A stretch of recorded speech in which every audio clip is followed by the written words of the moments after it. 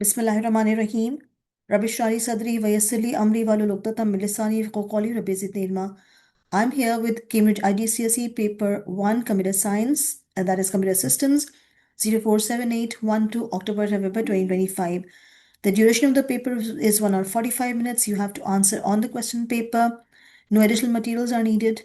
You have to answer all the questions. Use a black or dark blue pen. You are allowed to use HB pencil for any diagrams. Write your name, center number, and candidate number in the given boxes. Write your answer to each question in the given space. Do not use an erasable pen or correction fluid. Do not write on any barcodes. Calculators must not be used in the paper. The paper is of 75 marks. The number of marks for each question or part question is given in brackets. No mark is going to be awarded for using the brand names, so please refrain from using the brand names. Question number 1. A toy store gives each of the toys it sells a unique code. The codes are 3-digit hexadecimal codes, for example, A4B. A computer is used to store a database of the codes. The computer has 12-bit registers. Give the largest hexadecimal number that can be stored in a 12-bit register. Okay, now this question seems to be something that might disturb you when you are sitting for the examination. But see, it's so simple. When you talk about an 8-bit value, it means it is FF. So if it is a 12-bit register, that means it will be FFF. So simple. 4-bit means F, 8 bits means FF, and 12 bits again FFF. No worries at all. Now, part B. Give the largest denary number that can be stored in a 12-bit register.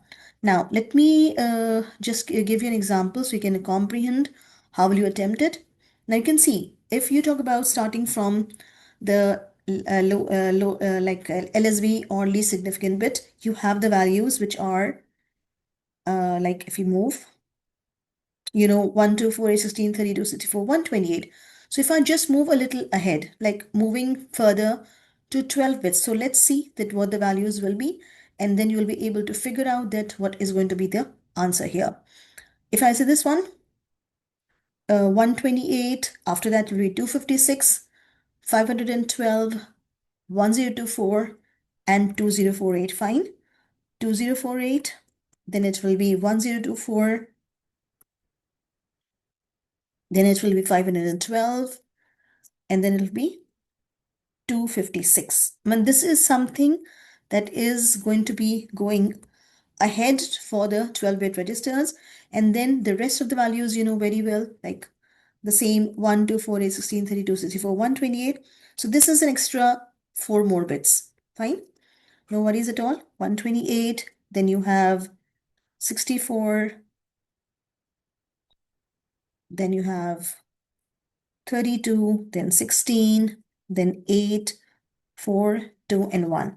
So these are 8 bits. These are till now 8 bits which you have been using since the beginning. And this is an extra one, so no worries at all. If you turn on all the bits, all the 12 bits, and the maximum value is going to be, you can calculate yourself, that will be coming as 4095. So this is something which seems to be new, but again, no problem. You can simply work on it, and this is how you will obtain your answer. Fine. So the largest denary number that can be stored in a 12-bit register will be 4095. If you add up all the values, all the 12-bit values, then this will be your answer. The way we talked about, if you have the lowest value is for 4 bits, it's 4F. For the next 4 bits, it's another F. And for the next 4 bits, it's another F. In this manner, we got FFF. Okay, finally. I hope that's very much clear. Okay. Now, part C. 2 toys have the hexadecimal codes A29 and 1A3. Convert the 2 hexadecimal codes to 10-bit binary codes or binary numbers. 4 to 9, this is your value, an hexadecimal value, and you have to find its equivalent binary. So just for the purpose of making it simple, we have just written 1248, 1248 for every single nibble. You can see 40100, just making the value 4 on. Then for 2, it is only the bit 4 representing 2 is on, and for 9, it is 8 and 1, and that makes 9. Similarly, for 1A3, it will be only 1 turned on. A means 10, that means 8 and 1, 2 is on, and 3 is 2 and 1 is on. In this manner, the final answer for 29 will be, for 4 to 9 will be 0100, 0010, 1001 from here. Then for 1A3, it will be 0001, 1010, and 0011. And in this manner, you will be able to score 2 out of 2. Now, part D. Two binary numbers that are stored in the registers are, and you can see the binary numbers are given to you. Convert the two binary numbers to hexadecimal numbers. And you know the method. Fine, the method is you have to make a group of 4 bits starting from the right hand side exactly. And then you are going to work on the next 4 bits, like these are your next 4 bits. And okay, now the next 4 bits, I'm leaving it blank here.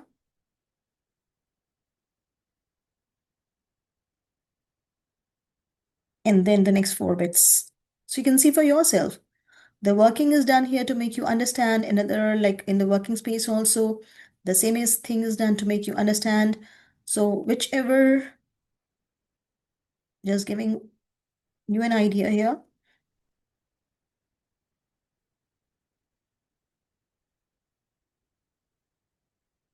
Okay, fine.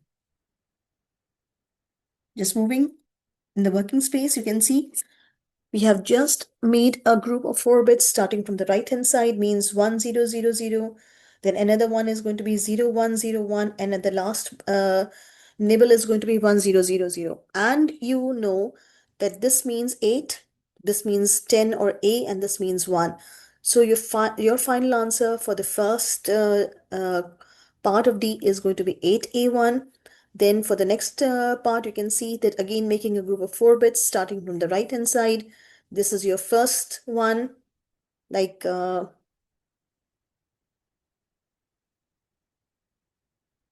first group here, the second group starting from this side, and the third group starting from this side.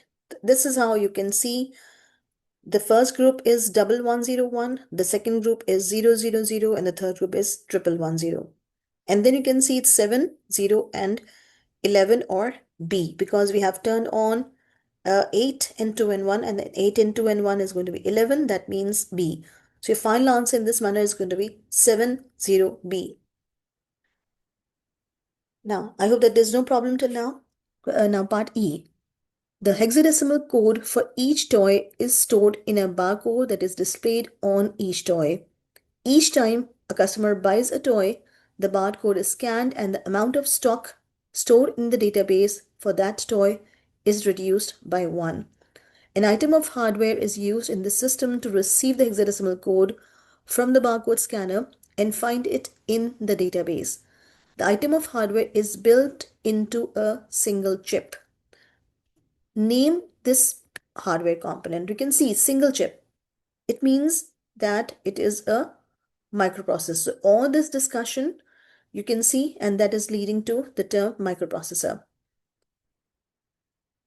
Okay, now moving to the next part, E2. Tick one box to show whether a barcode scanner is a type of input, output, process, or storage. So as we know, barcode scanner is an input device. That is why we'll tick this part and we will go gain 1 out of 1. Now the barcode scanner, and part 3. The barcode scanner contains a sensor. Identify the type of sensor that the barcode scanner could contain, and you know it contains a light sensor. So that will give you another 1 mark. A backup of the database is made at the end of each day using optical storage. Describe how the database is written to the optical storage. Now, this is part 4 like E4, and it is asking you to write 4 valid points to score 4 out of 4. So how the database is written into onto the optical storage. So you can see the disk is moving, or the disk is spun. A laser is shown onto the disk. So most important thing regarding optical media is the laser beam. So a laser is shown onto the disk. Bits are burnt into the disk. Bits are in a spiral track. Bits and lands are representing the binary values. In this manner, you need to mention 4 valid points regarding optical storage, and then you'll be able to score 4 out of 4. Question number 2. Two binary numbers are stored in a computer. Add the two binary numbers using binary addition. Give your answer in binary. Show all your working. Now, this is my binary value 1, this is my binary value 2, and I'm supposed to perform addition. 1 plus 1, 0 with a carry of 1. 1 plus 0 plus 0 is going to be a 1. 1 plus 0 is going to be a 1. 0 plus 1 will be a 1. 1 plus 1, 0 with a carry of 1. Now there are three ones. 1 plus 1 plus 1 is going to be 1 with a carry of 1. 1 plus 1, 0 with a carry of 1. 1 plus 1, 0 again with a carry of 1. But you can see here the 8 bits are completed and there is the 9th bit. By the way, can we recall what is this called? Okay, great. That is called your overflow. That's wonderful, Ali, that you remember that this is an overflow situation. Although it is not being asked in this question, but this is how you can answer. If it is asked later in as a second part, that what is the problem called? Now it's a four-mark question. Now part B. A logic right shift of 3 places is performed on the binary number. You can see this is my next part. A logic right shift of 3 places is performed on the binary number. This is my binary value. Give the denary number for the binary number that would be stored after the logic shift or a logical shift of 3 places has occurred. Show all of your working. This is the workspace. So this is my original binary value. You can see, and just to make you understand, this is the right shift of 3 places. A logical right shift of 3 places has occurred here. So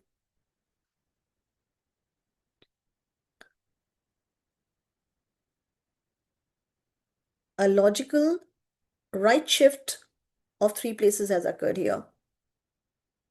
And it means that these 3 bits from the right hand side are not there anymore. And the new value will be 0 comes here, 1, 1, 1, 1, 5 ones, and then the rest of the places are going to be containing zeros. So you can see 16 plus 8 plus 4 plus 2. And when you add, the answer is going to be denary value 30. So that will give you 3 out of 3.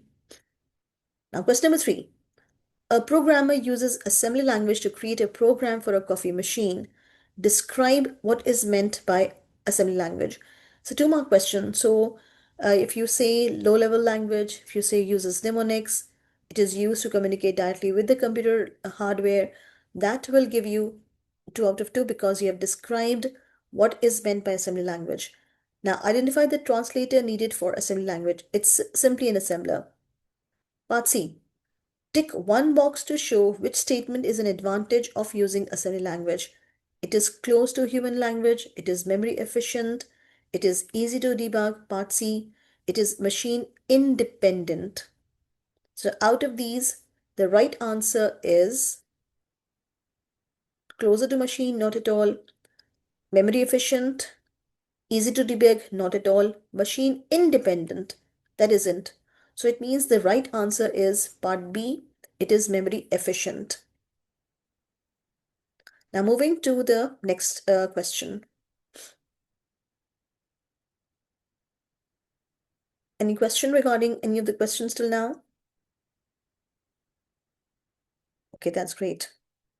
The next question number 4. A computer with a von Neumann architecture has a central processing unit that performs the fetch, decode, execute cycle. Complete and annotate the diagram to show how instructions are decoded and executed. Now, I'm expected to complete and annotate the diagram to show how instructions are decoded and executed whenever It's going to be in every cycle.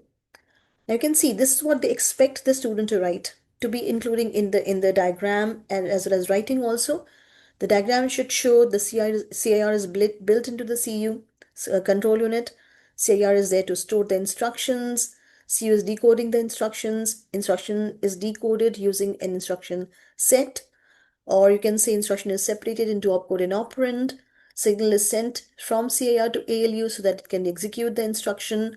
CU is going to send the signal to RAM to fetch any data needed for instruction. ACC is built into ALU.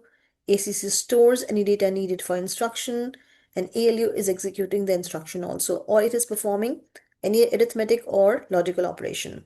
Now, this is your example diagram. It's a 5-mark question, and they want you to draw something similar. This is just an example, so please be clear, but they are going to expect you to include these points. Control unit is here with CIR as a part, and you can see instruction is in CIR. Then on the right hand side, we have drawn ALU that is containing ACC that is there to store the data needed to execute the instruction.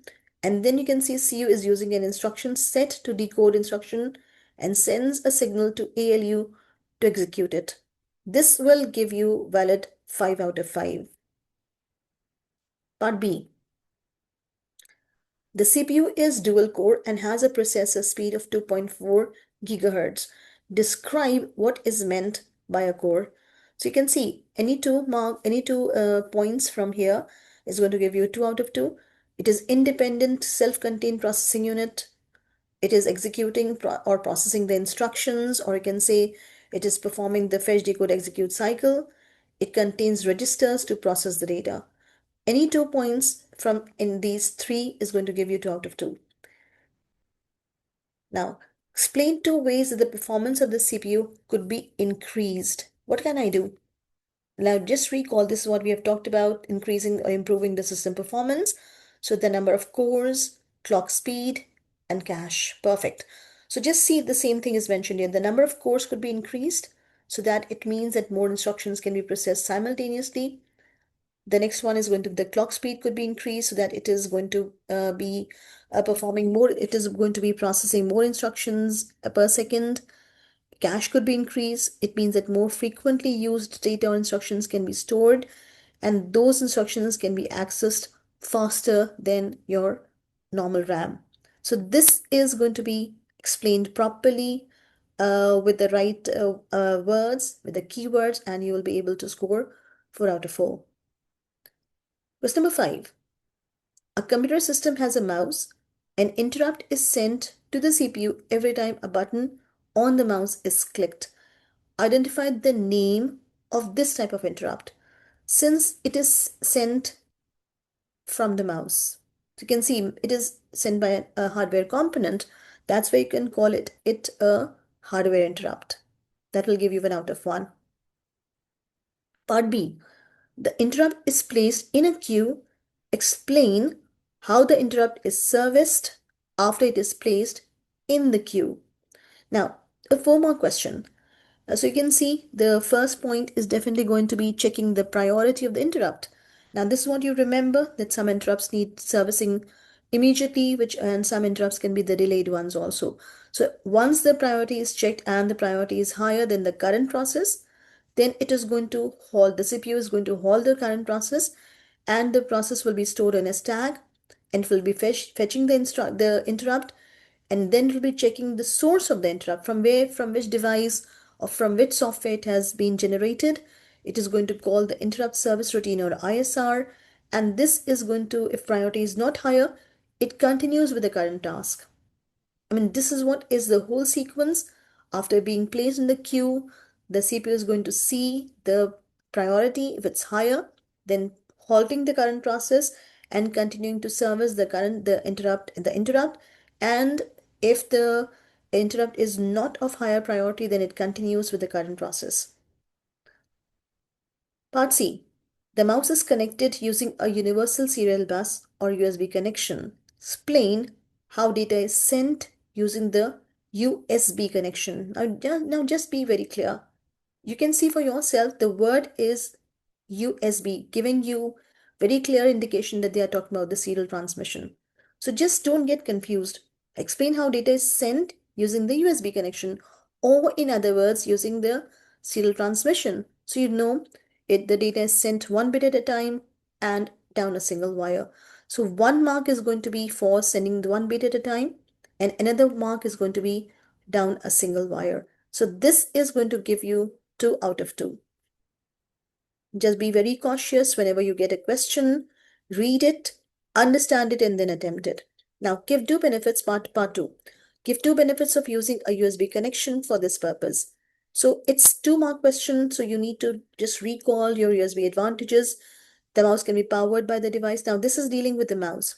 So you need to be clear that you have to mention with respect to the mouse. Fine?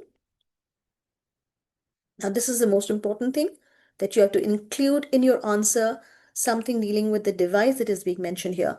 So mouse can be powered by the device. It is a universal connection, backward compatible, less chances of getting the data, less chances of skewing happening, or you can say less chances of errors are going to be there. It is supporting different data transmission speeds. Adequate transmission speed is available.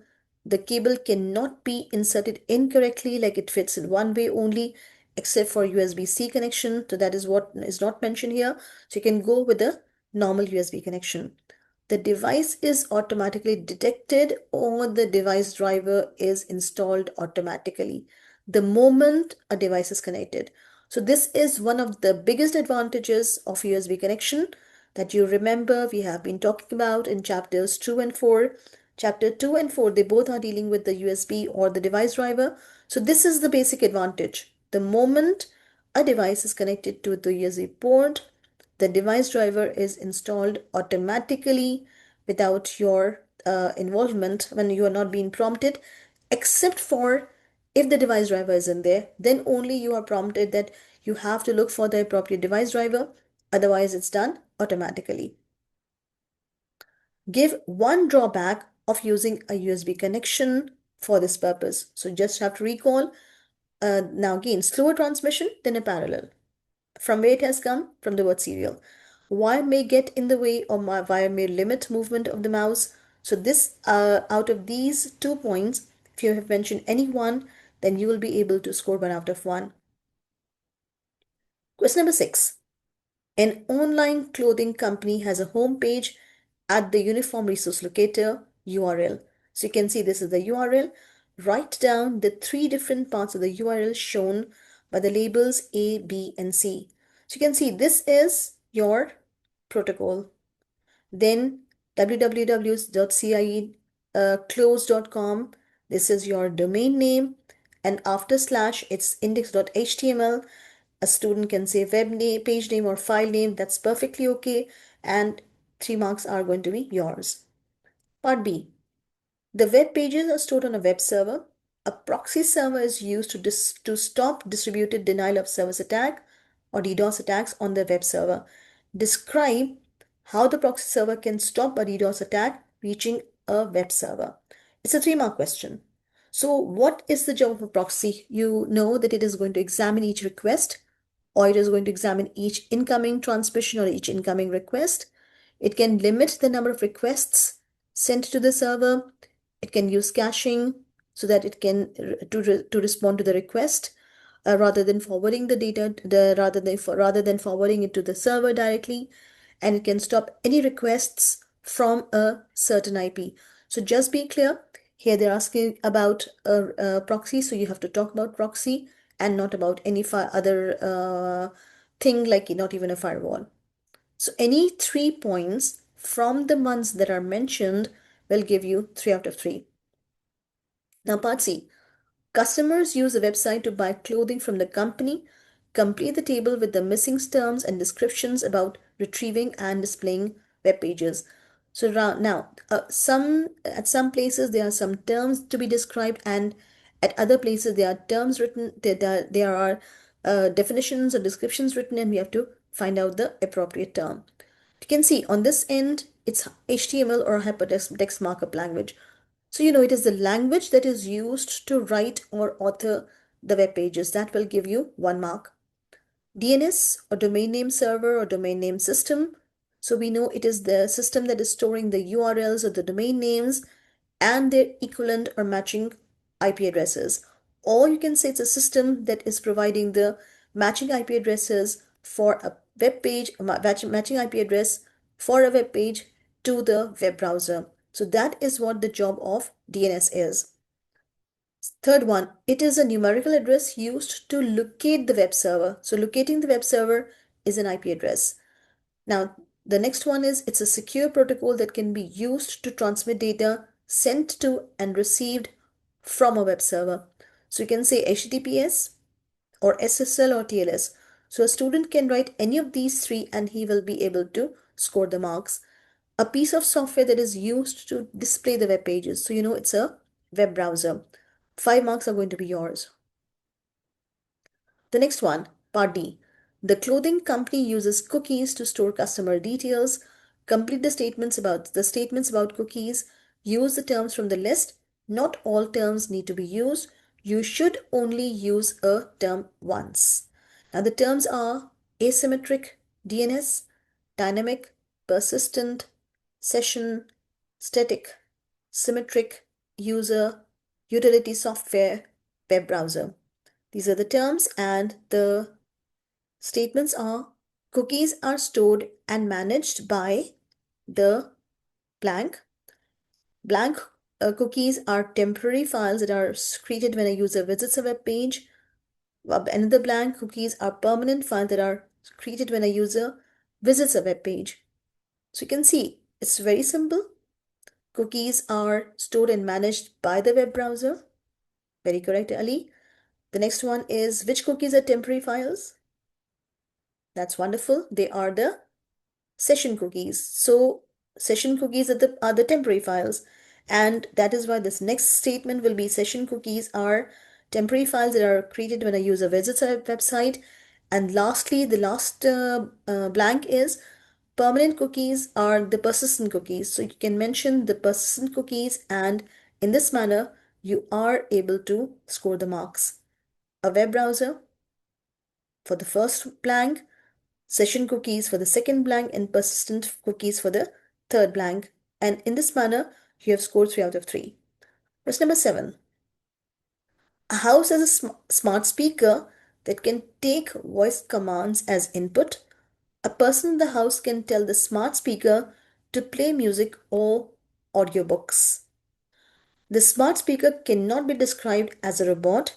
Explain why the smart speaker is not a robot. So you can see, although it is doing a number of intelligent activities, but still we are not going to call it a robot. So if you remember the characteristics, it does not have a mechanical structure, it does not have any actuators, so it cannot move itself. So this is what is going to make it not a robot. Although it is doing something like smartly, still that will not be called a robot because that is lacking the characteristics that a robot needs. Identify the input device that allows voice commands to be used as input. Voice commands as input. So the only one that you need to write is a microphone, and 1 mark is going to be yours. Now part C. The smart speaker has machine learning capabilities. Explain how the smart speaker can use machine learning to improve the voice command input. Machine learning. Now, you will recall what is the thing that strikes your mind when you read the term machine learning. So, any 4 points out of the ones mentioned here, gather data from the surrounding, from the same or different voices, or it can ask the user to say lots of different words. It is going to analyze or identify patterns in a user's voice. It can adapt its own processes. It can learn to identify a user's voice. It can store successful or unsuccessful voice commands. It can learn different ways of making the same request. It can learn the different pronunciations. It can learn different accents also. It can learn by listening lots of different voices, can learn to ignore any background or environmental sound noise if a user is speaking. So you can see everywhere machine learning is involving the learning. It can actually learn to identify a user's voice. It can adapt its own processes. So these are the important keywords that are going to be included in your answer to gain the marks. So machine learning, analyzing or identifying the patterns in a user's voice. So this is the most important thing that we need to see, that here with respect to the question you need to mention. And analyzing or identifying the patterns or gathering the data from from the same or different voices, and just write it down and you will be able to score 4 out of 4. Now, part D. The smart speaker is an example of an embedded system. Explain why the smart speaker is an embedded system. And it's a 2-mark question. Why an embedded system? So it has a single or limited function. It has dedicated hardware. It has a microprocessor. Its function is not easily changed. Any 2 points from the one that is mentioned here will give you 2 out of 2. You can see embedded system, single limited function, dedicated hardware we have been talking about, and dealing with the microprocessor. It has a microprocessor and its function is not easily changeable. That is going to be your right answer. Part E. The music and audiobooks that are played by the smart speaker are stored in cloud storage. Give 2 advantages of storing the music in the cloud storage. So you can see what are the advantages. Advantages, you can see here, the music or books can be easily accessed from any smart speaker. Since they are all on cloud, they can be accessed from anywhere by any device. The user does not need to purchase a secondary storage for the book or the music. Smart speaker does not need a large amount of secondary storage. The user doesn't need to maintain the storage needed for the books or the music. The user, the smart speaker can be smaller in size as it doesn't need large amounts of secondary storage. Almost unlimited storage is available for the books or the music. And in case you need more capacity, you can request for more and more space can be provided to you. So see, the biggest advantage is I don't have to carry the storage with me. It is available and I can access it from any of the smart speaker. Now, the data for the music and audiobooks needs to be checked for errors after being transmitted from the cloud. Explain how errors may occur in the data during transmission, and this is your next part. You can see it's a 2-mark question. Data could be lost, data could be gained. That is also an error, because I mean, see, it's not only the loss of data that is an error. Sometimes if we gain more data, that is also leading to an error. Data could be changed while being transmitted. Skewing of data could have occurred. Interference could have occurred. Cross-talking could have occurred. Data collisions might have occurred, or data packets could have gone through timeout, or they have reached their hop count. So just remember, like interference, cross-talking, skewing of the data, these are the terms that we have been talking about when we learned this topic. So that is going to be something that you need to be very clear about. Interference, a very big problem. Cross-talking, again another problem. Skewing of data while being transmitted is another big problem. Data collisions might occur, that is also something that may happen. And if you recall the data packets, so the data packets could be reaching their hop count and still they haven't reached their destination. So that is going to be a problem, or that can also result in an error also. So any 2 points intelligently written, then that will give you 2 out of 2. Now, the second part of the same question, give 2 error detection methods that could be used to check for errors in the data after transmission. So it's a 2-mark question. You can write parity byte check, you can say parity block check, you can say checksum, echo check, ERQ. Any 2 points mentioned properly will give you 2 out of 2. That ends this paper. Jazakallah khairan kasira for being a part of the learning journey. Hope that you have understood each and everything. Stay tuned. May Allah bless you. May Allah help you in your learning. If you have any problem, please do drop a message in the comment section so we know what is the problem that you are facing. Allah Hafiz. Take very good care of yourself and your loved ones. May Allah bless you.